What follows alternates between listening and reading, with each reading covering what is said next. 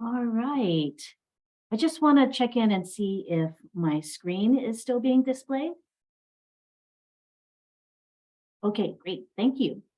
Okay, so welcome everyone. This is the Hawaii Aquaculture Tech and Research Brown Bag, sponsored by NELHA and the Hawaii Aquaculture Collaborative, which is facilitated by the University of Hawaii Sea Grant College program. I'm Jean Schneider, representing the UHC grant team, and Ray Nguyen is our co-host at NELHA. Our usual housekeeping, the recording of today's session and slides will be posted on our website, hiaquacollab.org. Feel free to use the hand-raising feature or the chat, or just jump in to ask questions and make comments during our discussion.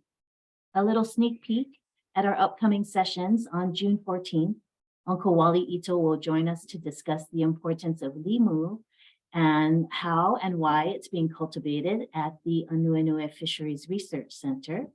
And in upcoming future sessions, we'd like to refresh our understanding of aquaculture industry priorities in preparation for strategic plan discussions. And for future sessions, if you have an aquaculture problem to solve and topic to discuss, please contact Kai, or you can also contact Ray at NELHA. We wanted to inform you and ask you to please save the date for the Thrive Hawaii Agri-Food Summit on September 26th and 27th. The 27th will be devoted to aquaculture. I previously mentioned strategic planning in the coming months, which will lead up to a session on September 27th. This conference is coordinated by High Plan, and the Sea Grant team expects to receive a small NOAA grant to help discount a limited number of conference registrations for members of the Collaborative, HAAA, and KUA. So please be on the lookout for more info coming soon. And now let's get to our main event. We'd like to welcome Ron Wiedenbach. Many of you know Ron, who has been an important contributor to aquaculture in Hawaii since the 70s. Ron is the co-owner and manager of the Hawaii Fish Company, Hawaii's longest operating commercial fish farm. Ron is also the president of the Hawaii Aquaculture and Aquaponics Association and brings a wealth of knowledge to our community with over 45 years of aquaculture experience. Today, Ron is sharing his expertise with aquaculture policy and helping us understand what happened this legislative session and discussing how we might work together to organize and engage policymakers for next session. So welcome, Ron.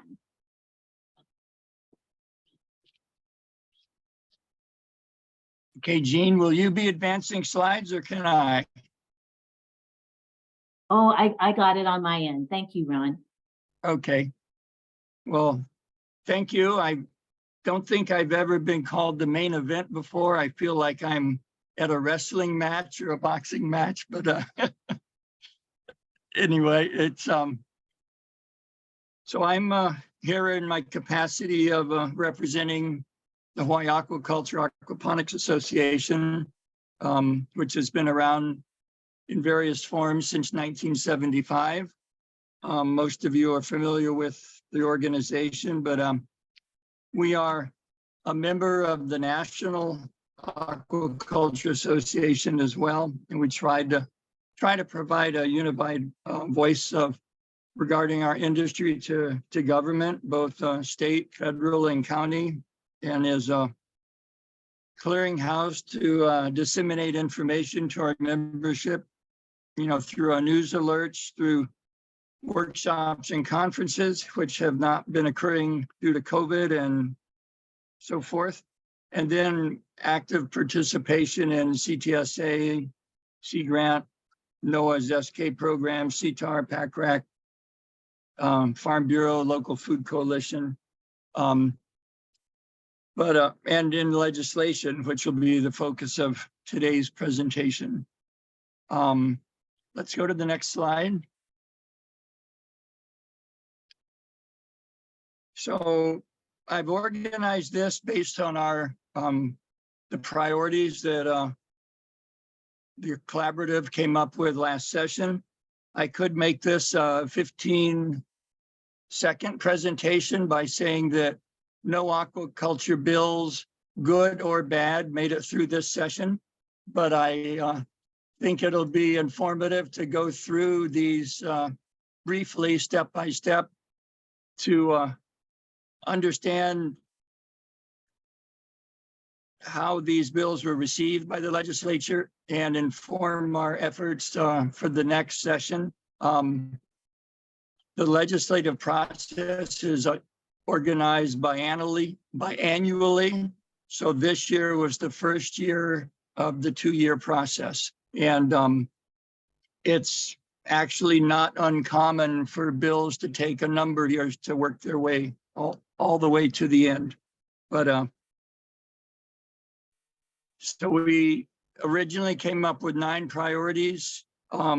This took us right up to the start of the legislative session, actually about 2 weeks before the session. So our only option at that point was to go to the chairs of the subject matter committees, the House and Senate Ag committees, provide them our list of priorities and see which ones that they would be interested in supporting bills on and having drafted. So we actually got 6 bills prepared and submitted, representing priorities 1, 2, 3, and 6. Priority 7 wasn't one that we pursued bills in having them introduced, but we supported. That's the SBI program, for which there were 4 bills submitted. And then, priorities 4, 5, 8, and 9, the workforce development, the programmatic EIS, more collaboration with DOA and funding for NELHA, those did not result in any specific bills.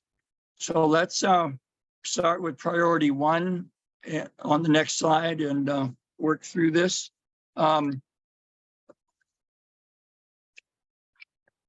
So we had 2 bills, both House and Senate bills prepared for this. That is sort of the goal, to do so. That way you have 2 vehicles in case one of them hits a snag along the way. Bills are heard first by the subject matter committee. So in our case, it's either an agriculture committee or an education committee. So this bill was to address the support for the aquaculture disease lab. It was originally focused on the current situation where the lab was managed by CTAR, and Department of Ag was in support of that secondary position. In the House committee at the first hearing, they felt that it was a better situation after discussions with CTAR and Department of Ag to flip that and place the lead of this program under Department of Ag. And with CTAR as a collaborator on that effort. This happened both in the House bill and in the Senate bill. Then it went forward to what we call the money committees. And it first, it then went to finance, where it was passed but amended. They just they just fine-tuned the bill a little bit, but it wasn't any substantive changes. Then at crossover, it went to Senate to, I should explain that House ACT is House Education and Technology. Then on the Senate side, it went to Agriculture and Environment and to the Higher Education committees. They met jointly. They also did minor amendments. Oftentimes these amendments are just to change the date or some smaller statement to ensure that there is a difference from the original bill so that it can go to conference at the end. Then the bill went to Ways and Means, WHAM, and they amended it by making the positions that had been added in housing and in higher education, where they added 2 microbiologists. Ways and Means made those permanent positions. So one of the thinking or reasonings behind this change from having the lead be CTAR to being Department of Ag is so that the lab and these positions could become permanent, whereas when it was under CTAR, they would have to go back to the legislature on an annual basis for approval. But then the bill went through the entire session as far as committees, wound up in conference. The conferees were appointed by both the House and Senate, but because of the logjam at the end of session, the bill never made it out of committee and it died. So despite fully supportive testimony through all committees, House and Senate, just because of the craziness at the end of session, this very good bill died. To put this in perspective, this year, more than 3,000 bills were submitted at the beginning of session. 150 of them roughly were agriculture and aquaculture bills. So it just was so many bills to process that it was a bit of a crazy session. The Senate version of this bill, of our priority 1, never received the Ways and Means hearing. It did pass the subject matter committee with the same amendments as the House version, but Ways and Means did not hear it. It could be because there was backroom discussions that everybody was in agreement, and so just simplify the process down to 1 bill so there was less to track. So it wasn't necessarily opposition to it. And given that they made the positions permanent, it showed that they supported this. Next bill, or next slide, please. So our second priority was the 5-year aquaculture strategic plan. Again, a House and Senate bill.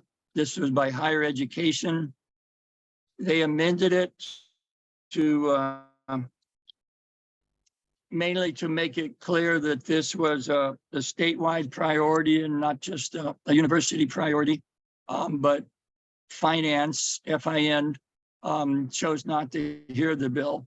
The Senate version, the same thing happened. Agriculture and Environment and Higher Education amended the bill. When it went forward to the Senate Money Committee, Ways and Means, it was not scheduled for hearing. Next slide. For priority 3, this was a feasibility study for a commercial aquaculture park. The original legislation was to have this on Oahu. Agriculture and Environment Committee in the Senate amended this bill to make it a statewide feasibility study, but Ways and Means chose not to hear the bill. So at that point, if it's not heard, it doesn't advance through the process. It is, however, still alive. It could be resurrected for the 2nd year of the biennium. Okay, next priority, please. So our priority 6 was to establish an aquaculture advisory committee. The original bill was not detailed. So the Senate Agriculture and Environment Committee provided a little more clarity to it. They amended the bill to read that this advisory committee would be in the chair's office of the Department of Agriculture. Originally, the bill proposed having 5 members. We testified that 5 members wouldn't represent the broad diversity of our industry. So ultimately, they amended it to have 11 members, including not only aquaculture, but also the rest represented by restaurant and other elements of the food industry that, you know, would reasonably be part of a larger advisory committee. However, again, Ways and Means, Senate Ways and Means chose not to hear the bill. So it's in limbo. I mean, it didn't move forward without the hearing, but it could be resurrected for next session. The next priority. So priority 7 was the Small Business Innovative Research Program. There were actually 4 bills submitted on this concept. 2 were by legislators and 2 came from the administration.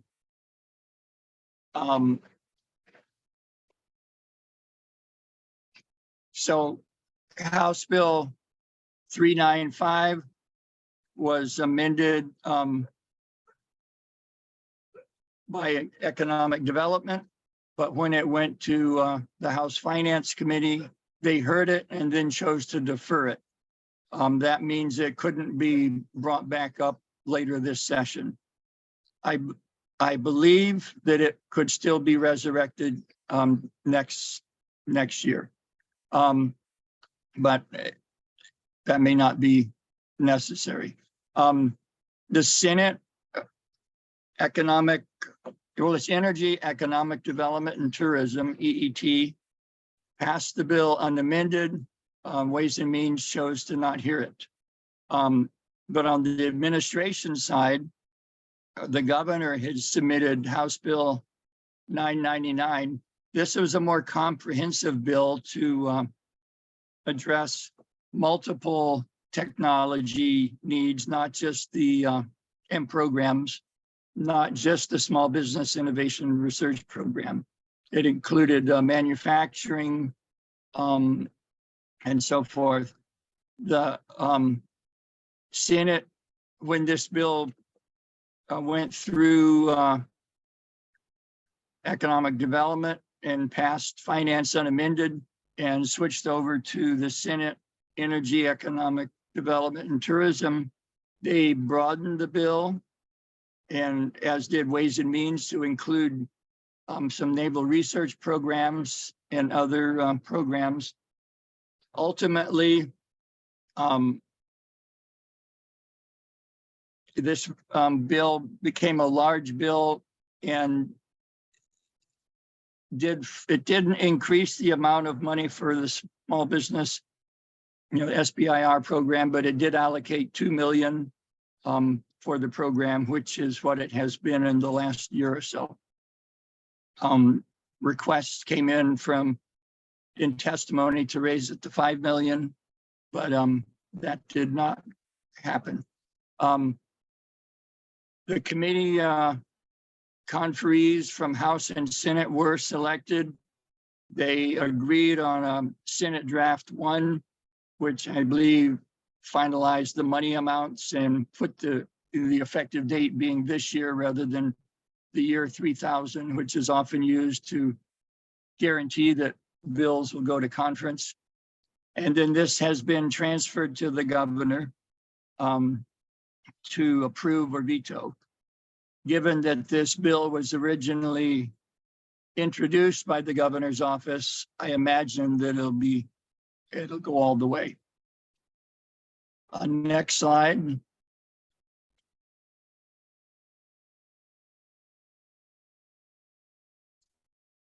Okay, so one of the bills that we did not introduce but took a lot of our attention this session was Senate Bill 818. This was to transfer the aquaculture program from the Department of Ag to the Agribusiness Development Corporation. In the first hearing combined by Agriculture and Environment and Economic Development and Tourism, there was, let's say, strong politics played at this hearing, and the bill went through unamended. It then went to Ways and Means. An amendment was put in primarily to clarify what the intent of this bill was, which wasn't very clear in the original version. And then that was passed. It went to House Ag. At this point, we were quite concerned about the bill. We reached out to House Ag requesting amendments, but they didn't amend any of the things we requested. They just passed it through with a date change and a few minor amendments. At that point, the Hawaii Aquaculture Collaborative coordinated a meeting with WAM's chair, staff, and industry. There was a good participation in that meeting. It was eye-opening. They expressed their considerable dissatisfaction with the current aquaculture program in Department of Ag. As I understood it, this was their motivation for moving it out of Department of Ag because the program wasn't really being very effective. And they felt that ADC would be a more proactive agency. But there were a number of problems with this bill from the industry perspective. Perhaps most importantly, the movement of the veterinary program that had been already addressed in our first priority bills. And this would have moved the entire veterinary program over to ADC. It transferred essentially all the functions of aquaculture over to ADC. It also had, I think it was $23 million for development of a hatchery and innovation center. But the Ways and Means chose the sites where these should take place. It wasn't anything done based on the qualifications of the site for the intended purpose. So we had concerns about that. The bill then went to Water and Land, House Water and Land, WAL. They did major modifications to the bill. They basically rewrote it. They limited the activities of the aquaculture program that would be transferred to ADC, really the business and marketing side. They removed any language that would have indicated the veterinary program would be moved. They took out the specific wording of the improvements, the capital improvement programs that were proposed, and just made it a more general statement that there would be an aquaculture center explored or developed somewhere in the state. But because the wording was vague, we put in 3 recommended amendments that would have made it a stronger bill, made it a more controlled bill. Finance chose not to entertain any of those amendments and passed it unamended. So it went through with the veterinary program protected, but many of the other issues still that we were concerned about still there. The Senate selected its conferees, but the House chose not to select any conferees. And so without the House selecting conferees, the bill couldn't advance out of committee and was held. It could be resurrected again next session, I believe, but at this point, it's off the table. Okay, next slide, please. So, you know, the impact of Senate Bill 818, I think, was an eye-opener. It showed that that some of the power players at the legislature really want to take control of where and how aquaculture will be housed in state government, and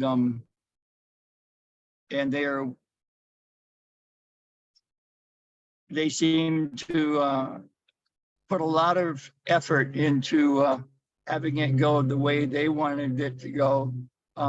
It was only because House Water and Land had a different opinion that this bill that was being fast-tracked through session had brakes put on it. So I think it's something that we need to look at carefully up ahead. Department of Ag opposed this bill, and they proposed changes to the way they support aquaculture, indicating an elevation of the program to a higher level, and putting more emphasis on aquaculture. So we'll see how that plays out between now and next session. But what this also showed me was that I think the Ways and Means were surprised at the strong participation by industry in the meeting that the Aquaculture Collaborative coordinated, and I think it caused them to step back a bit and recognize that you know, we do have a voice and we do have knowledge in this in our own industry, and so I'm hoping that allows us to continue these conversations going forward. I think it emphasized the need for us to come together as a stronger industry. Exactly how to do that, I think we need to sort out over the next few months, or certainly before the next legislative session.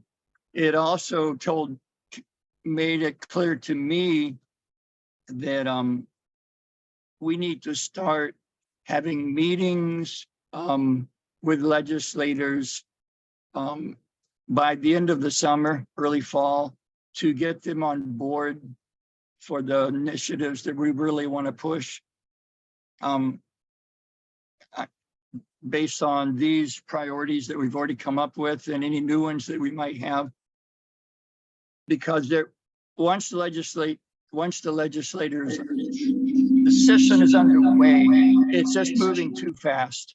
They really don't have time to have discussions, and we lose control of the situation. So I think we need to have them on board before session, and that's going to take face-to-face meetings with as broad a representation from our industry as possible. And I think I'll pause at that, and let's have a discussion. Well, you can go to the next slide. But anyway, yeah, so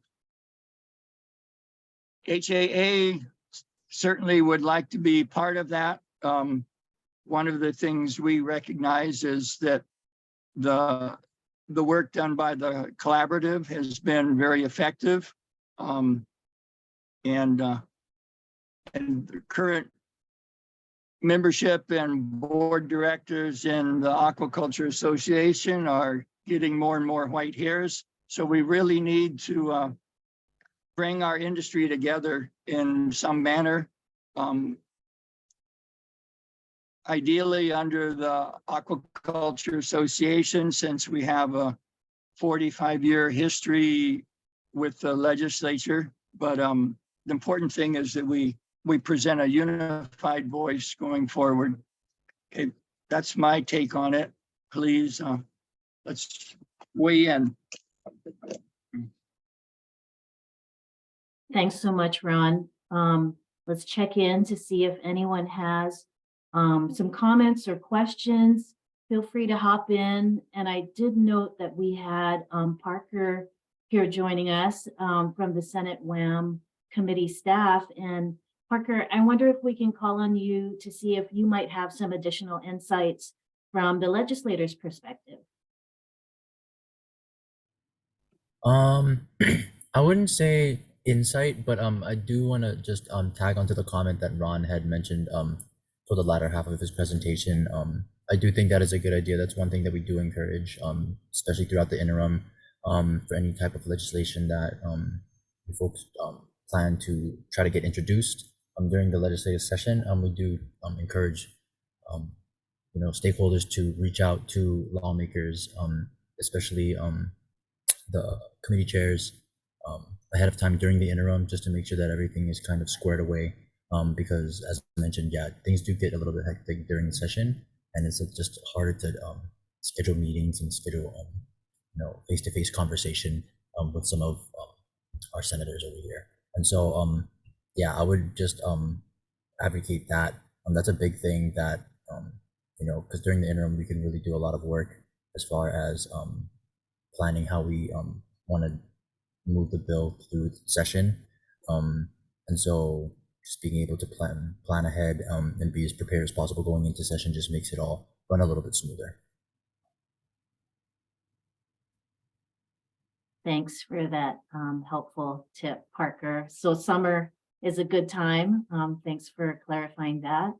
Now, any of our members, what comments and questions do you have for Ron or for each other?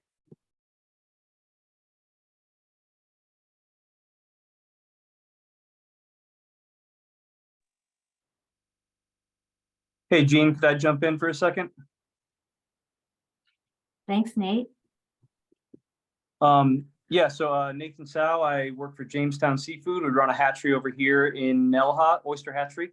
Some of the talk that we've been having up and down the Nelha Road amongst our Keohole Point larval group is the kind of resuscitation of the essentially defunct Nelha's Tenants Association. And several of us have been talking about getting that back and running, with monthly meetings. And I think, with so many of us personally involved with these bills, that revival of the Tenants Association would be a great place to keep up to date on things. Hey, Nathan, this is Jen at Cyanotech. I'm going to put my email in the chat because I've done some lobbying and pulled together people for the Keohole Point Association too. So let's talk story. Yeah, of course. I'll put my email right now.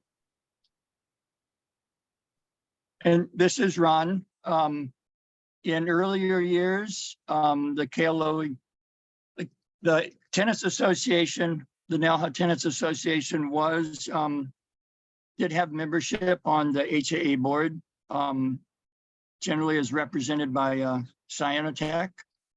But yeah, we'd love to see the Tenants Association be more active again.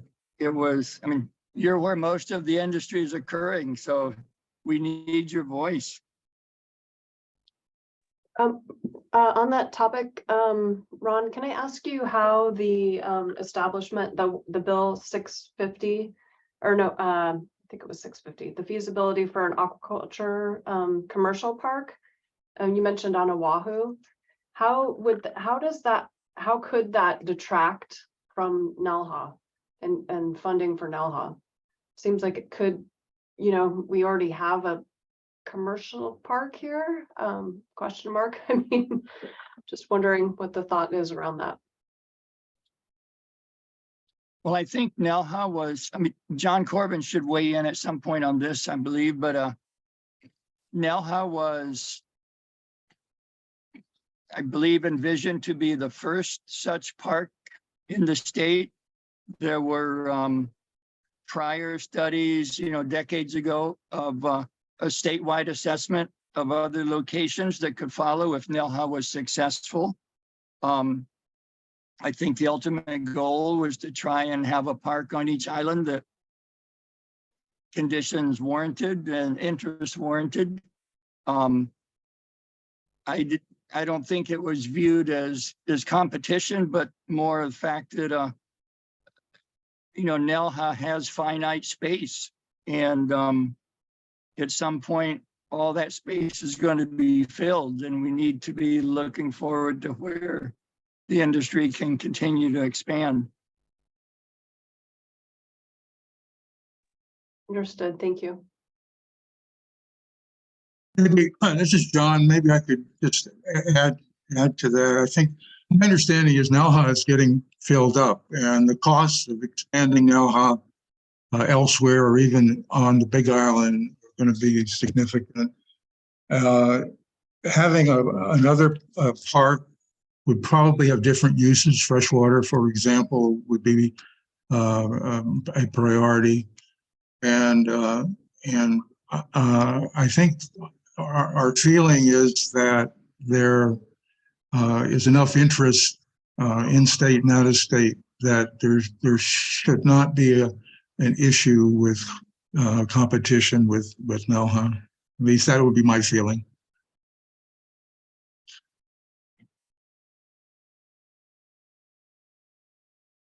Thanks so much for clarifying and the great conversation, John, Jen, and Nathan, and Ron, of course. Are there any other questions or comments? Okay, well, And Jane, do. there's one more Yes. slide. I Oh. didn't mean it to stop there. I mean, thank you.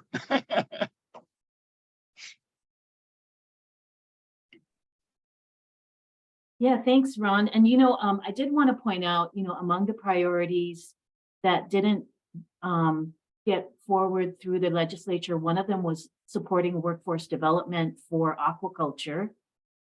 However, even though that didn't get created into a bill, there is a lot of support for workforce development right now.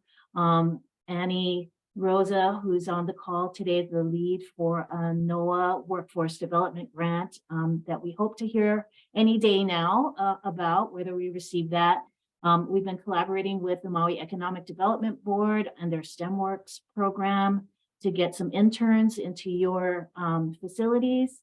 And Good Jobs Hawaii, Dan Duger is on the call today from the University of Hawaii. They also have some funds to support aquaculture workforce development. So all is not lost there. But I do see that Erin has her hand up. Erin? Thanks, Jane. I just wanted to, my name is Erin Ewald. I'm with Taylor Shellfish. I just wanted to really congratulate everybody. It sounds like it was a roller coaster of a ride this legislative session. With Taylor, we've got a facility in Nelha, but all of our public affairs and regulatory offices are over in Washington State. And so the coordination that it took in order to kind of get us wrapped into some of these, especially Senate Bill 818, hands off to Nathan, to John and others. But really want to express appreciation for the invitation and hope that we can be more involved in the future. Thanks so much, Erin. And, that is kind of speaks to that question, right, Ron? So what is your recommendation for how we might come together to have a more strong and unified voice? I do feel like we put forward a few things this year, and basically none of them got pushed through, right? So what can we do better next time around, and how? Well, I think we need to, as the collaborative, need to figure out which of these priorities we want to push forward for next session. Since we have them pretty well fleshed out, I don't think we're starting at square one. We may want to add more. We may want to eliminate one or two. I don't know. Some of them may not, some of them may be resolved, but the main thing is we need to start early. It's very unfortunate that our first priority didn't make it all the way through. It had unanimous support all the way, and it was just the logjam at the end that it fell through the cracks. We need to understand that at the legislature, there's only 2 active farmers represented, and a third representative that whose family history is farming, still an active farm. So there's not a lot of firsthand connection between the legislature and agriculture or aquaculture. And so I think we need to use this gap time before the next session or before things start getting hot again, preparing for the legislature. Use it as a time to meet and to educate, to get certainly subject matter committees and maybe money committee people out to Nelha, out to farms, and to see what's really going on. Because in the end, if they don't see aquaculture as an economic development opportunity, they're going to put their money elsewhere. And I think that's what happened at the end of this session. Is they, it's not that they opposed any, opposed bills. They just chose to promote the ones that they had a more personal connection to, and perhaps felt that would attract more voters for the next election. But I think the legislature is actually failing to recognize how much the local community supports local food production. And we just have to keep pushing that message out there. But we need face-to-face meetings with these people. Thanks, Ron. And Sharon?